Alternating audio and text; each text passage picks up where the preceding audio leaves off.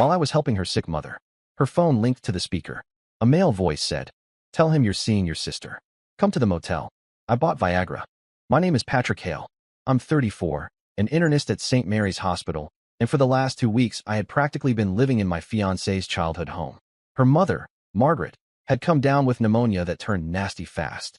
We'd pulled her through the worst of it, but recovery for someone in her 60s isn't a matter of days, especially when there's diabetes and high blood pressure complicating everything. I was there most evenings after long hospital shifts, checking vitals, adjusting medication schedules, and cooking light meals because Margaret wasn't strong enough to stand for long stretches. On that Thursday night, I thought the hardest part of my evening would be chopping onions with my eyes half shut from exhaustion.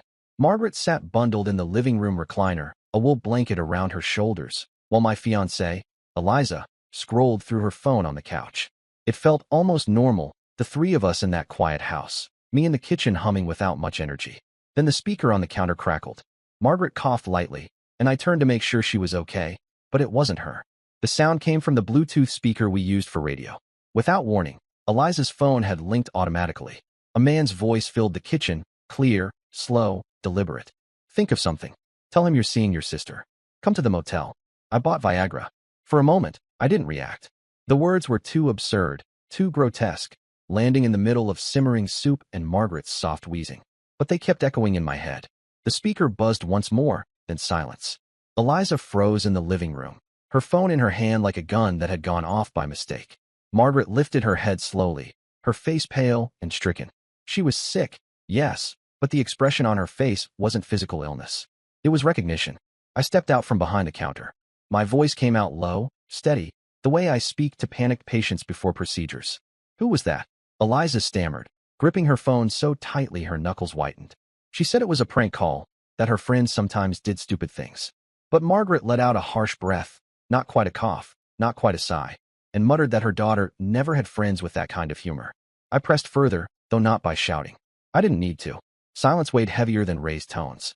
Eliza's explanations stumbled over themselves. Wrong number, co-worker joking, maybe a scam. But the speaker had given away details that weren't random.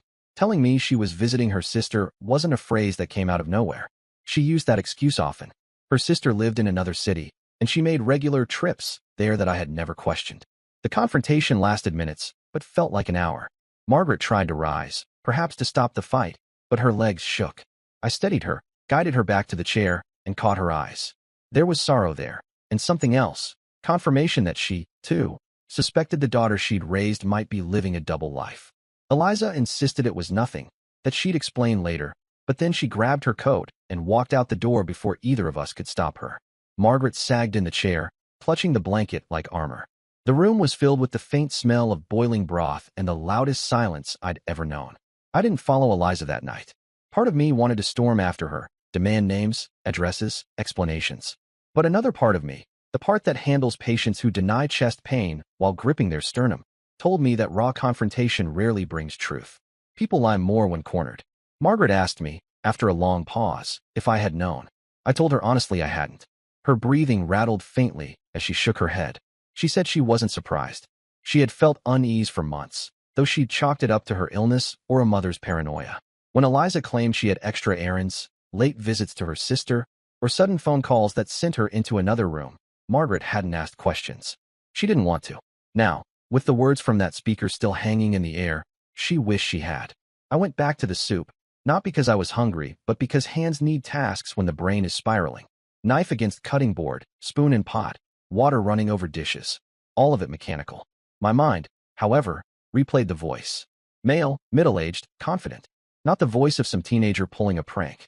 And not the voice of a stranger testing random numbers. He had known enough to script her cover story. Later, when Margaret drifted into uneasy sleep, I sat in the dark kitchen and began to catalog the last 6 months. Every time Eliza had left suddenly, every time she had claimed her sister needed her, I thought about the way she had grown sharper, almost restless, when I talked about working double shifts or covering weekends. At the time I had assumed it was frustration at my hours, the kind of thing many partners of doctors complain about. But maybe it wasn't loneliness. Maybe it was opportunity. The more I considered, the less sense denial made. I barely slept. At dawn, I showered quickly and drove to the hospital for rounds, but my mind wasn't on patients. Normally, I'm meticulous. I record lab values, listen to lungs, catch subtleties in charts. That morning, I caught myself reading the same note 3 times without comprehension. My residents whispered about my distraction, but I ignored them. After shift, I went back to Margaret's. Eliza was there, acting as though nothing had happened. She even kissed my cheek. I felt her mother watching us like a hawk. Over dinner, Margaret said little, but her eyes shifted between us with every word spoken. When I tried again, quietly but firmly, to bring up the voice on the speaker, Eliza lashed out. She accused me of spying, of being paranoid, of working too many hours and inventing stories out of exhaustion. The gaslighting was textbook, and if I weren't trained to see patterns, I might have doubted myself. But Margaret's fork clattering onto the plate told me even she couldn't stomach the performance. Eliza eventually stormed upstairs, slamming the bedroom door. Margaret whispered to me that she didn't want to lose her daughter, but she couldn't defend what she had heard. She urged me to be careful, to find proof before I confronted again. You diagnose patients with tests, she said softly. Do the same here. Don't guess. Her words anchored me. I decided to treat this situation as I would a puzzling case. Start with symptoms, gather data, confirm with evidence. That night, I lay awake on the guest bed, listening to the creaks of the old house and the faint vibration of Eliza's phone upstairs. She thought she was clever muting her screen, but light leaks through cracks. I saw the glow under the door when I got up for water. She was messaging someone, her silhouette bent close to the device. I felt a tightening in my chest, not anger yet, but the slow burn of realization. The speaker had only confirmed what was already in motion. She was living 2 stories at once, one with me and her family, and another with whoever that voice belonged to. The doctor in me whispered patience. Collect labs, imaging, history. The man in me wanted to rip open the door and demand names. But Margaret's earlier plea steadied me. Evidence first. So I returned to bed, clenched my jaw, and began planning the investigation that would consume me over the next days. Because once you've heard the words, tell him you're seeing your sister, come to the motel, you don't unhear them. The morning after the confrontation, I returned to the hospital heavy with the knowledge of what had happened, yet determined to mask it. Patients don't care if their doctor's life is cracking apart. They expect steadiness. So I slipped into routine, checked vitals, reviewed charts, adjusted dosages. On the surface, nothing had changed. Beneath it, every beep of a monitor echoed like a clock ticking down to some inevitable explosion. I drove back to Margaret's house late afternoon, telling myself I would act calm and detached. Eliza was already in the driveway, leaning on her car with her phone in hand. She greeted me as though the night before had been erased. The warmth in her tone felt rehearsed, too smooth, and I noticed she never asked about my shift. Her mind was somewhere else entirely. Inside, Margaret sat quietly in her chair, knitting without enthusiasm. She looked up at me, then at Eliza, and said nothing. Her silence was heavier than words.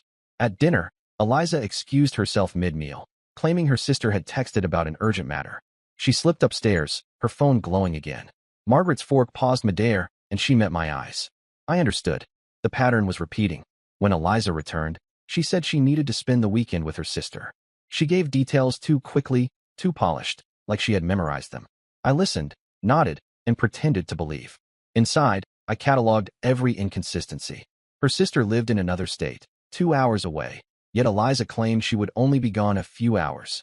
Her story had holes wide enough for an ambulance to drive through. The next day at the hospital, while grabbing coffee in the staff lounge, I ran into Jonas Rowe, a pharmacist who had grown up with Eliza. He was older than me by a few years, with thinning hair and a nervous laugh. He mentioned seeing me around Margaret's place and said he hoped she was recovering well. Then, almost as an afterthought, he remarked, "Eliza's been restless lately. You know how she is when she's bored." The statement was casual, but his tone carried weight. My stomach tightened. I pressed lightly, asking what he meant. Jonas shifted uncomfortably, muttering something about late-night calls, about seeing her near the pharmacy once at odd hours. He didn't elaborate. Perhaps he realized he'd said too much, because he quickly changed the subject. Still, his words gnawed at me. Jonas had known Eliza since childhood. He wasn't prone to careless gossip. If he hinted at recklessness, it meant he'd seen something firsthand. That weekend, Eliza left for her sister's house. I stayed with Margaret, helping with her inhalers and monitoring her blood pressure. But by Saturday evening, my patience had thinned. I couldn't sit idly while lies piled higher. I decided to drive. Eliza's sister lived in Fairview, a small town 2 hours away, but something told me she hadn't gone there. Instead, I headed toward the highway that led to the string of roadside motels west of the city. My hunch wasn't scientific, but instinct often grows sharper when you've spent years listening to patients dodge the truth. I parked near one of the motels and waited. An hour passed. My doubts grew until I saw a car pull in, Eliza's. My pulse hammered. She stepped out, dressed far nicer than anyone visiting a sick relative. And she wasn't alone. A man joined her, tall, broad-shouldered, with a jacket that looked too expensive for this setting. They walked inside together. I felt a hot wave of nausea and rage, but I forced myself to remain still. Bursting in without proof would accomplish nothing. Instead, I wrote down the time, the car description, the license plate. I snapped a photo from the shadows. Evidence, not emotion. But as I studied the man, recognition dawned. I'd seen him before, in a different context, at the hospital. He wasn't a doctor, but one of the suppliers who negotiated contracts for pharmaceuticals and equipment. His name came back to me slowly, Harold Whitmore. The betrayal deepened instantly. This wasn't just some random fling.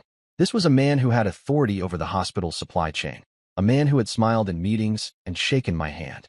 The overlap between my professional life and personal life now felt like a noose tightening. I returned to Margaret's house late that night, my head buzzing. I didn't tell her what I had seen. Her health was fragile, and the truth would shatter her. But she sensed something anyway. Mothers often do. She asked if I'd eaten, and when I said no, she pressed a plate of toast into my hand with trembling fingers. The gesture almost broke me. On Sunday evening, Eliza returned home all smiles, claiming her sister had cooked too much food and insisting we eat leftovers. Margaret remained stone-faced. I forced myself through the meal, every bite tasting of ash. Later, when we were alone, Eliza tried to wrap her arms around me. The touch felt foreign. She smelled faintly of a cologne that wasn't mine. I stood rigid, and she pulled back, frowning, but didn't press. In the following days, more oddities surfaced. At the hospital, I overheard nurses whispering about seeing Eliza in the parking lot late at night. She didn't work there. Why would she be there unless she was meeting someone? Their hushed tones confirmed that others noticed her presence too. Meanwhile, I began to sense pressure from Harold himself. At a procurement meeting, he brought up new contracts for intravenous fluids and antibiotics. His eyes lingered on me a fraction too long, as though gauging whether I knew something. He made a point of mentioning how vital discretion was in business partnerships. His tone wasn't casual. It was layered, careful. I realized he might suspect I had seen him. And if that were the case, he wasn't simply worried about his affair with Eliza. There was more at stake. One night, as I reviewed patient charts, Margaret called from the living room. She had misplaced one of her pill bottles. When I checked her medication tray, I noticed a refill date didn't align. Pills were missing. At first I thought she'd forgotten, but she insisted she hadn't touched them since I'd last arranged them. The thought flickered. Could Eliza be taking them? For herself, or for someone else? I couldn't prove it, but the idea lodged like a splinter. And if Harold was involved, the possibility widened. Maybe this wasn't only about sex. Maybe medication was being diverted. The tension finally boiled over one evening when I pressed Eliza directly about her so-called visits. She snapped, accusing me of mistrust, of suffocating her with suspicion. She said I was obsessed with work, that I projected patient paranoia onto her. The argument escalated until she stormed out again. Margaret sat quietly afterward, her face lined with sorrow. She told me, in a voice thin with fatigue, that she feared her daughter was lost to a path neither of us could follow. She asked me not to give up on truth, even if it meant facing devastation. The next day, Jonas approached me again at the hospital pharmacy. He looked agitated. He mentioned he had seen Eliza with Harold near the loading docks late at night. His words were cautious, but the implication was clear. Something illicit was happening. He hinted at irregularities in medication orders, though he quickly clammed up, perhaps realizing the danger of speaking openly. That night, I lay awake, staring at the ceiling, piecing together threads. Eliza wasn't merely unfaithful. She was entangled in something larger, something that crossed into my professional world. Harold wasn't risking everything for lust alone. There had to be another layer, financial, criminal, or both. And Jonas, skittish as he was, clearly knew more than he said. I began to see the outline of a web, one that connected my fiancée, my workplace, and my own reputation. If I didn't act carefully, I could be dragged into scandal by association. The following weekend, Eliza once again announced she was visiting her sister. This time, I didn't stay behind. I told Margaret I needed to check something and promised to be careful. I followed Eliza's car from a distance, heart pounding, until she pulled into another roadside motel. Harold was there, waiting, but something was different this time. They weren't alone. Jonas emerged from a side door, glancing around nervously before slipping inside with them. My world tilted. Jonas, the nervous pharmacist who had dropped hints, was part of it. He wasn't a bystander. He was involved. I sat in the car, gripping the wheel, realizing I had stepped into something much darker than an affair. And as headlights passed on the road, I knew I couldn't reveal my hand yet. Evidence, patience, calculation, the very skills that saved lives in medicine, would now determine whether I could save my own. Sleep became an enemy. I would lie in bed at Margaret's, listening to the creaks of the house and the faint hum of her oxygen concentrator, unable to turn off the reel in my head. Eliza slipping into motels. Harold waiting like a shadow. Jonas, the nervous pharmacist, not just aware but involved. The triangle wasn't about love or lust alone. It had depth, the kind that corrodes careers and rots reputations. As a doctor, I've learned that when symptoms don't fit the obvious diagnosis, there's usually another condition hiding beneath. This wasn't simply an affair. It was the presenting complaint of a deeper sickness. The first signs surfaced at the hospital pharmacy. I noticed unusual shortages in medications that weren't normally scarce. Opioid painkillers, stimulants, even some antibiotics. At first, I assumed supply chain delays. But when I reviewed order logs, I saw duplicates and unexplained adjustments, slips that could be dismissed as clerical error if not for their frequency. Harold's signature appeared on several of the approvals. He had authority to expedite shipments, and on paper, everything looked routine. But the quantities ordered, paired with the shortages, suggested someone was diverting stock before it reached patients. I thought of Margaret's missing pills. It had seemed like a small error at the time, but now it slotted neatly into the pattern. At a procurement meeting, Harold played his role smoothly. He wore an immaculate suit, his voice steady, charming, like a salesman who knew he was winning. But when I glanced at him, he held my eyes for just a second too long. There was weight in that look, a challenge. I wondered if he sensed my suspicion. After the meeting, he pulled me aside. His tone was casual at first, speaking about budget cycles and supply costs. Then he leaned closer, his voice quieter, carrying an edge. He said discretion was important in our profession. Some things, he added, weren't worth digging into too deeply. It wasn't a threat in plain words, but the meaning was clear. He was testing me, warning me, both at once. I nodded like I understood, then walked away. But inside, the resolve hardened. If Harold was bold enough to hint at silence, it meant he felt secure or desperate. Either way, he was vulnerable. That evening, I returned to Margaret's. She was tired, her breathing shallow, and I adjusted her inhaler schedule. Eliza hovered, fussing over her mother, but with an anxious energy that felt artificial. She didn't mention her weekend away. I didn't either. When Eliza left the room, Margaret whispered to me that she felt something was being kept from her. She had known Harold years ago. In passing, he'd sponsored a hospital fundraiser. She said she never liked him.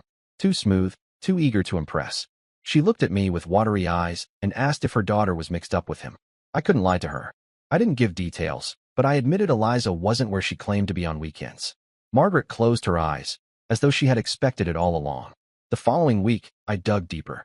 At the hospital, I requested to review medication discrepancy reports under the pretext of researching patient safety. Buried in spreadsheets and logs, I found inconsistencies that lined up with nights Eliza was absent. Patterns emerged. Certain shipments went missing, always routed through Harold's channels, always on weekends. Jonas's name appeared too, tucked into digital signatures for pharmacy clearances. That was the final piece. Jonas wasn't just aware. He was complicit. I decided to test him. I approached Jonas at the hospital cafe, asking casually about inventory issues. His face drained of color. He stammered excuses about staffing shortages, paperwork errors, anything but the truth. His eyes darted around the room as if someone might be listening. Then, in a low voice, he told me I should be careful. He said Eliza was in deeper than I thought, that Harold wasn't someone to cross. He didn't admit guilt outright, but his fear betrayed him. Before I could press further, he excused himself and hurried out, leaving his coffee untouched. That night, Eliza tried to act affectionate, cooking dinner and talking about wedding plans as if nothing were fractured between us. I studied her. Every word she said measured against the knowledge I held. Her laugh sounded too forced, her eyes too restless. When she leaned close, I caught a whiff of the same cologne I'd noticed before, Harold's, most likely. I thought of confronting her directly then and there. But Margaret's frail form in the other room stopped me. A shouting match would devastate her. Worse, it would tip my hand before I had enough to expose the full scope. So I smiled faintly, nodded, and tucked the information deeper inside. The turning point came when Margaret collapsed. It happened suddenly, one evening after dinner. She clutched her chest, her face pale, gasping for breath. I rushed to her side, checked vitals, and realized her oxygen saturation had dropped dangerously. We rushed her to the hospital. I worked alongside the ER team, my hands steady despite the panic in my chest. After stabilizing her, I reviewed her medication bottles. Something was wrong. One of her inhalers looked tampered with, the dosage off, the contents inconsistent. I froze. If she had been given altered medication, her collapse wasn't just illness. It was negligence or sabotage, and Eliza had been the one managing her prescriptions when I wasn't around. The suspicion became unbearable. I followed Eliza the next weekend. I kept my distance, trailing her car to another motel. This time, I was more careful, parking far enough that she wouldn't notice. From my vantage, I saw her enter with Harold. Minutes later, Jonas slipped inside as well. 3 of them, together. I moved closer, heart pounding, and crouched near a side window. The blinds didn't fully close. Inside, papers were spread across the bed. Not love letters, not romantic trysts, documents, invoices, pill bottles. I saw Jonas handling small boxes, Harold pointing at figures, Eliza flipping through files. My breath caught. This wasn't an affair in isolation. It was a scheme, one involving stolen medication, falsified orders, and likely profits funneled off the hospital's supply chain. And Eliza, my fiancée, was in the middle of it. I lifted my phone to take photos. The angle was poor, but I caught enough. Harold leaning over papers, Eliza holding a pen, Jonas clutching a box. Proof. My hand shook as I pressed capture. But then the door opened. Footsteps. Voices. Someone stepped outside for air. Jonas. He lit a cigarette, glanced around, and for a terrifying moment his eyes swept over the darkness where I crouched. My lungs locked. He exhaled smoke, muttered to himself, and re-entered. I remained frozen for minutes, certain I had been spotted. When I finally slipped away, sweat clung cold to my back. Back at Margaret's, I locked myself in the guest room, heart still racing. I reviewed the photos. They weren't perfect, but they showed enough to prove collusion. The risk I had taken gnawed at me. If Jonas had truly seen me, if Harold suspected, I could be in danger. Not physical, perhaps, but professional ruin, public scandal, accusations twisted against me. The next day at work, Harold approached me in the corridor. His tone was pleasant, but his eyes were sharp. He asked if everything was all right at home. The question was loaded, too precise. My throat went dry. Did he know? Was he fishing? I forced a smile and said Margaret was improving. He nodded slowly, a smile tugging at the corners of his mouth, as though he'd heard something I hadn't said aloud. Then he clapped my shoulder and walked away. The message was clear. He was watching.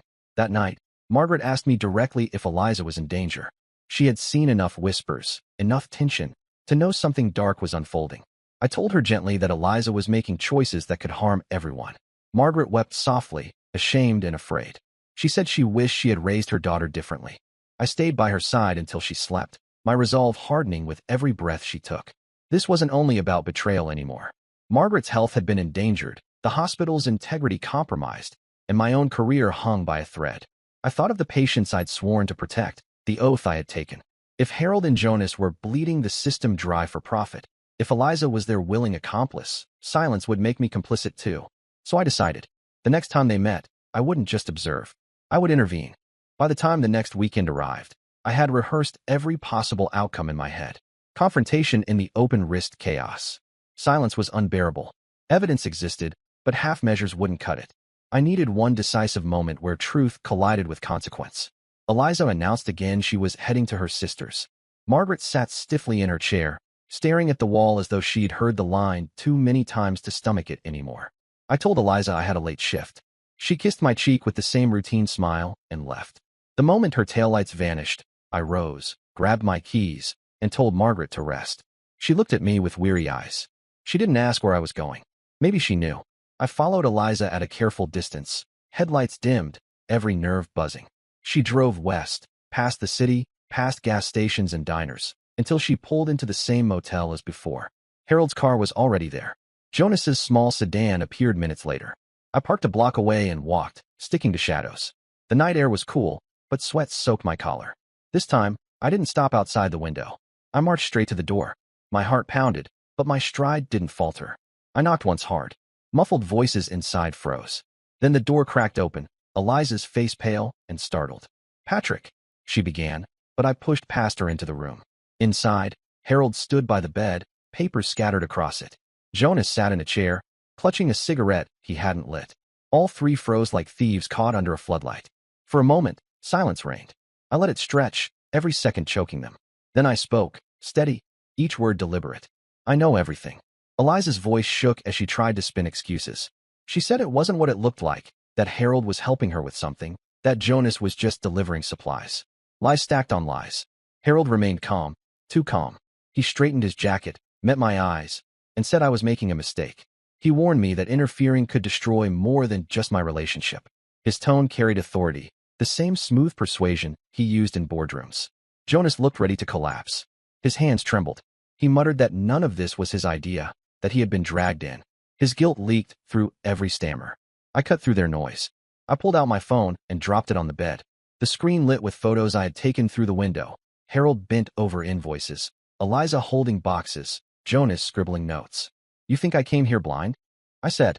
"I've got records, dates, signatures. You've been diverting medications. And you," I looked at Eliza, "have been covering it with lies." Her face crumpled.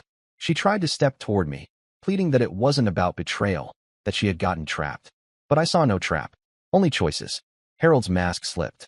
His calm turned sharp, his voice a growl. He accused me of violating privacy, of fabricating stories, of risking defamation. He said he could bury me professionally if I dared take this further. But he didn't know that I had already acted.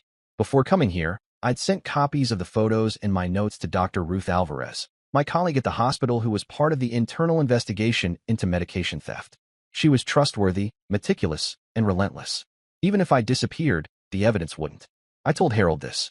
His eyes flickered, the first crack in his armor. Jonas sank into his chair, muttering curses under his breath. His guilt was boiling over. He finally blurted that Harold had promised protection, that Eliza had convinced him it would be safe, that they were in too deep to back out now. Eliza shouted at him to shut up, her voice desperate. But the damage was done. Their alliance fractured before my eyes. I turned to leave, but Harold blocked the door. His voice was low, dangerous. He said if I walked out, I'd regret it. That no one would believe a tired doctor over a respected supplier. I didn't flinch. I told him the board already had the files. By morning, they would act. If he wanted to salvage anything, his best option was to step aside quietly. The silence that followed was suffocating. Then Eliza broke it, sobbing, insisting she never meant to hurt me.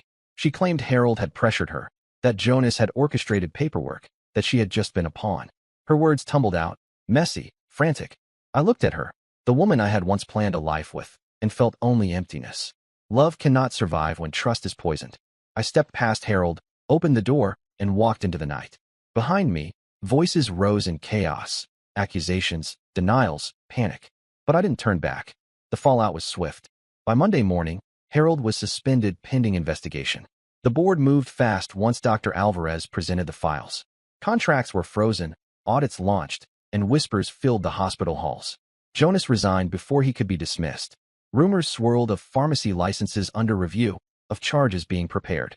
His nervous demeanor had betrayed him long before, and now his career collapsed. And Eliza? She didn't come home. Margaret waited with quiet devastation, asking me each day if I had heard from her daughter. Eventually, Eliza's name surfaced in reports too, not as a victim, but as an accomplice. Margaret wept. She wasn't surprised, but sorrow weighs heavier when confirmed. I stayed by her side, not as a fiancé anymore, but as a doctor, as someone unwilling to abandon her even when her daughter had. At the hospital, colleagues whispered about my role in exposing the scheme. Some admired it, others avoided me, wary of proximity to scandal. Administrators thanked me, though in clipped, cautious tones. My work was suddenly under a brighter spotlight, every action scrutinized.